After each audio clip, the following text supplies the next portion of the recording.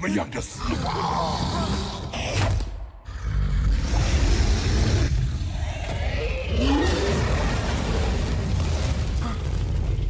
The man casually picked up a golden cup from the ground. The next second, gold around him started crashing down one piece after another. Finally, a dragon's eye emerged from the pile of treasure. Baggins freaked out and ducked behind a nearby building. At the same time, moving footsteps made the gold on the other side start to fall too. He had heard of the dragon's fame, but never imagined its body would be this massive. Baggins didn't want to stay any longer, but just a few steps in, the dragon's head moved again. He froze, praying the dragon hadn't fully woken up. The next second, the dragon slowly opened its eyes.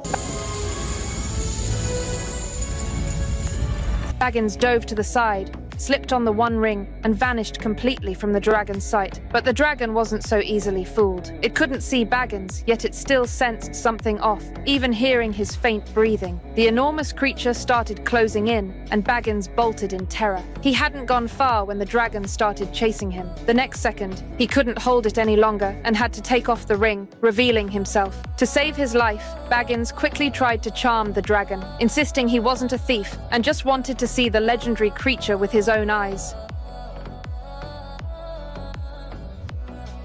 Baggins marveled, realizing it was even more magnificent than the stories. Seeing a talking human, the dragon gradually relaxed and started interacting with Baggins. At that moment, Baggins spotted the Arkenstone he had been searching for, right nearby. He distracted the dragon while slowly inching toward the gem. Suddenly, the dragon smelled the dwarf's presence and went berserk. It smashed the Arkenstone, and Baggins rushed after it, but the dragon moved too fast to shake off the pursuit. Meanwhile, Baggins noticed a missing scale on the dragon's belly. The dragon gave Baggins no chance, snapping its jaws toward him. Seeing its target vanish, the dragon raged, unleashing fire that incinerated everything around. Baggins barely escaped and soon ran into Thorin, who immediately asked if he had found the Arkenstone. Baggins refused to answer. At that moment, the dragon spotted them, and other dwarves charged out. The dragon lost control of its anger, stunned that these dwarves dared to touch its gold. Fortunately, the dwarves managed to retreat safely.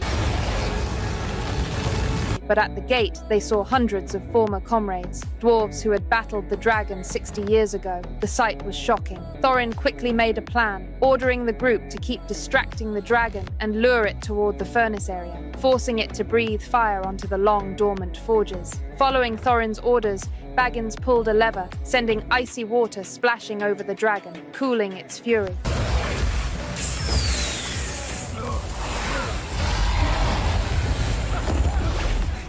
Seizing the moment, the dwarves launched repeated attacks while the gold in the furnace began melting and flowing toward their target. Annoyed by the dwarves' tricks, the dragon grew even more restless. It looked toward Baggins, but its massive body was blocked by buildings keeping him safe. The next second, the dragon smashed through the hall above, and Baggins dove aside, still unseen. A voice rang from behind the dragon. Thorin faced it fearlessly, mocking the beast's incompetence. Enraged, the dragon fell straight into Thorin's trap. At Thorin's signal, the dwarves acted.